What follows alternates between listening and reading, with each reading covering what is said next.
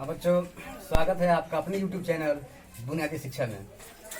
जैसा कि कड़ी चल रहा है कि अंग्रेजी शुद्ध कैसे पढ़ें, तो उसके पहले कड़ी में हमने वोवेल ए पढ़ा था, लेकिन कुछ टेक्निकल दिक्कत की वजह से दो कंडीशन छूट गई थी।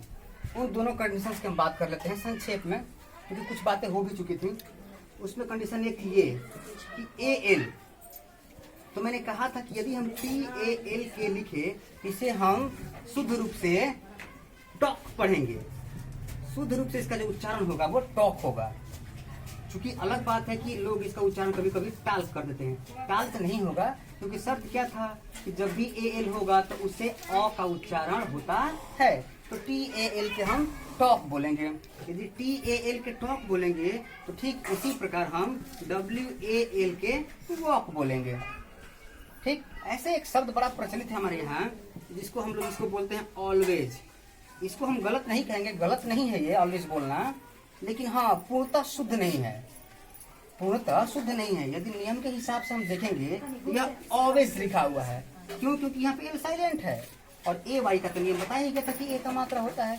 यह ऑलवेज लिखा हुआ है। यदि यह ऑलवेज लिखा हुआ है तो इसका शुद्ध उच्चारण आप कीजिए कि ये क्या लिखा होगा। ALMOND क्या लिखा होगा?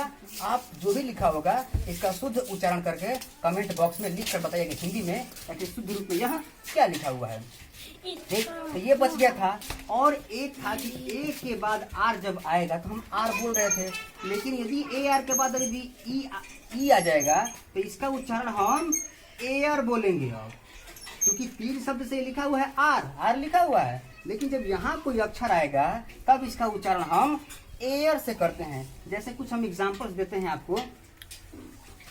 यदि हम यहाँ पे लिख दे TARE, यह लिखा हुआ है टेयर।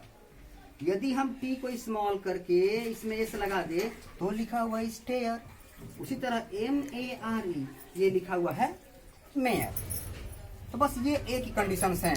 यदि एक ही कंडीशंस और जाननी हो तो हमारा पिछला वीडियो ए पर बना गया है, उसे देखना ना भूलें। उसे जाएं और हमारे बुनियादी शिक्षा के YouTube चैनल पर उसकी पहला भाग देखें। ठीक, तो अब हम चलते हैं शुरू करने इस कड़ी का दूसरा वोवेल, जो कि वोवेल ई होगा। हमें 5 वोवेल के बारे में पढ़ना था, AEIO और U। तो हम अब शुरू करने जा रहे हैं ई। अब ई को शुरू करने से पहले हम कुछ शब्द लिखेंगे। पहले आप उसका उच्चारण बताइए, क्या लिखेंगे, क्या करेंगे। यदि आपके सामने ये आएगा तब क्या पढ़ेंगे इसे? मुझे मालूम आप पढ़ लिए होंगे। हिल, ऑफ कोर्स हिल लिखा हुआ है, लेकिन यही अगर यदि हम यह लिख दे तो उस हिसाब से हीर होना चाहिए, लेकिन हीर नहीं लिखा है। यह क्या लिखा है? कंडीशन अप्लाई करके हम आपको बताएंगे। यदि यह भी पढ़ लिया आप, तो यदि यह पूछा जाए कि क्या लिखा है ये, तो क्या लिखा है? तो कुछ शब्द हैं जो दिखने में सहज सरल लगते हैं, लेकिन उसका प्रोनाउंस थोड़ा सा कठिन होता है। तो उन्हीं कंडीशंस के बारे में जानेंगे और हम पढ़ेंगे अब वोवेल ई और उसकी सारी कंडीशंस को। चलिए तो शुरू करते हैं वोवेल ई।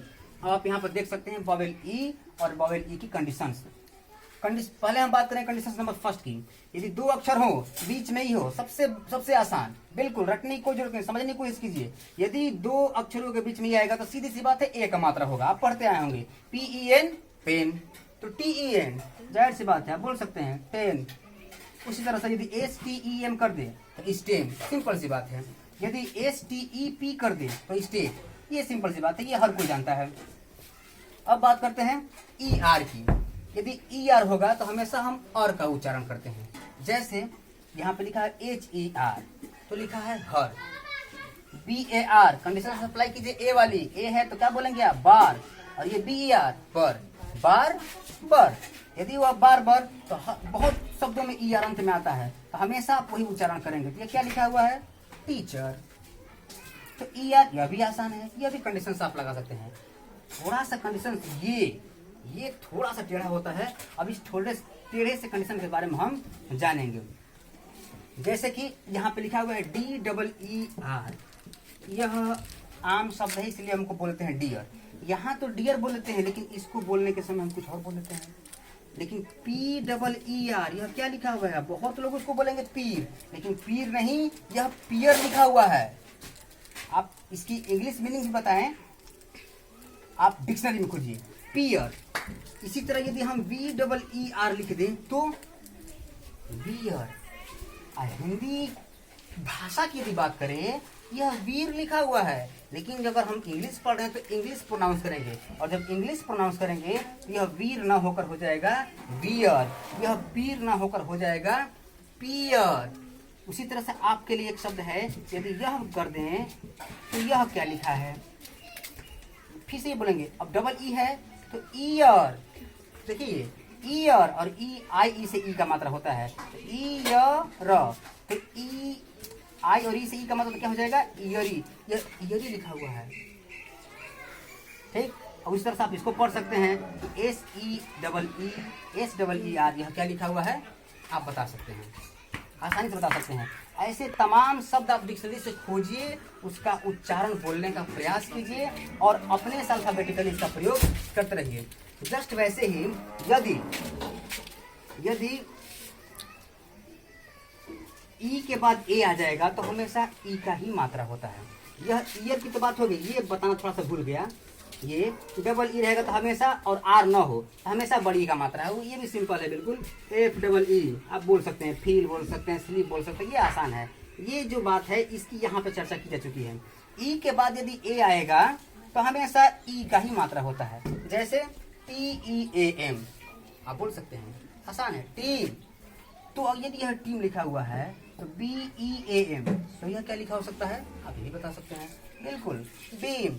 STEAL, steel. हमेशा ई के बाद जब ए आएगा तो ई का ही मात्रा होगा, ठीक है बच्चों।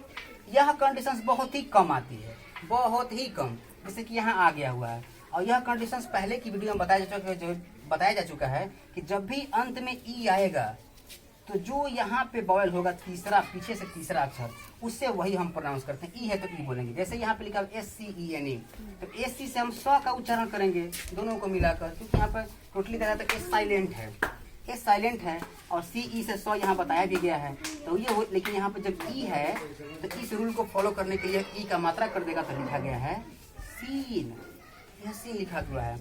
ऐसे कुछ अशुद्ध शब्द लिख देते हैं, लेकिन आप उच्चारण कर सकते हैं उसका। यदि यह लिखा जाए, ऐसे होता नहीं अशुद्ध शब्द, लेकिन आप बोल सकते हैं नियम था। टीम, यह भी टीम लिखा हुआ है, वो अलग की बात है कि टीम की स्पेलिंग ये होती है, ठीक है बच्चों। अब ये बात करते हैं कि यदि सी से हम उच्चारण करते हैं क, लेकिन कभी भी सी के बाद यदि ई आएगा तो हम स उच्चारण करेंगे, जी के बाद ई आएगा तो हमेशा ज उच्चारण करेंगे, क्योंकि जी से होता है ग, लेकिन हम जी से उच्चारण करेंगे ज कब, जब जी के बाद ई होगा तब, वो भी कब, जब शब्द के अंत में आता हो तब। जैसे कुछ एग्जांपल्स आपको हम देते हैं, जैसे कि हम ये लिख दें FACE, तो क्या लिखा हुआ है, फे स, यहाँ उच्चारण हो जाएगा। और ये यदि इसको पढ़े तो रूल वॉवेल ए के हिसाब से यह पैग लिखा हुआ है, लेकिन ये जहां यहाँ ई लगा दे तो क्या हो गया, पेज हो गया, ये पेज हो गया। यदि नियम के हिसाब से इसको पढ़ेंगे तो पेन लिखा है, लेकिन ई लगा दे तो पेन हो गया। जब ये ए का चूंकि नियम है ऐसे ही। अब यदि हम शुरू में ही जी लिख दे, जैसे कि GET, तो यहाँ पे जी से जो नहीं होगा, यह गेट लिखा हुआ है। ई अगर अंत में हो जाएगा, जैसे ये है AGE, तो क्या लिखा हुआ है, एज। यदि यहाँ पर हम आर लिख दें, RANGE, तो क्या लिखा हुआ है, रेंज। यदि टी लगा दे तो ट्रेंज, यदि एस लगा दे तो स्ट्रेंज। इसका मतलब कि यहाँ पर GE से जो का उच्चारण हो रहा है। तो this is all about vowel E. अब आपके दो भाग हो चुके हैं, वोवेल ए, वोवेल ई। यदि इसमें से किसी को कोई प्रश्न पूछना हो, किसी भी बच्चे को, ये सिर्फ बच्चों के लिए वीडियो है, जिसको प्रश्न पूछना हो आप कमेंट बॉक्स में पूछ सकते हैं। अगली वीडियो आएगी, तब तक के लिए आप इसका अध्ययन कीजिए और इन दोनों वोवेल को मिला के अपनी किताब से, इंग्लिश की किताब से, किसी भी क्लास की हो, ऐसे ऐसे शब्द खोजिए और उसको खूब पढ़िए। यह सारे नियम तब तक बेकार है जब तक आप पढ़ते नहीं हैं, बस ये पढ़ने से नहीं होगा। वैसे इन सारी रूल्स को यदि अप्लाई करना है तो आप बुक्स उठाइए और उस बुक्स में खोजिए कि किस रूल्स को अप्लाई करने वाला कौन शब्द कहाँ मिल रहा है, उसकी एक सारणी बनाइए और उसे खूब ध्यान से पढ़िए। कुछ ही दिनों आपकी इंग्लिश सुधर और समझ जाएगी। आज की वीडियो में बस इतना ही, अगली वीडियो में फिर मिलते हैं, तब तक के लिए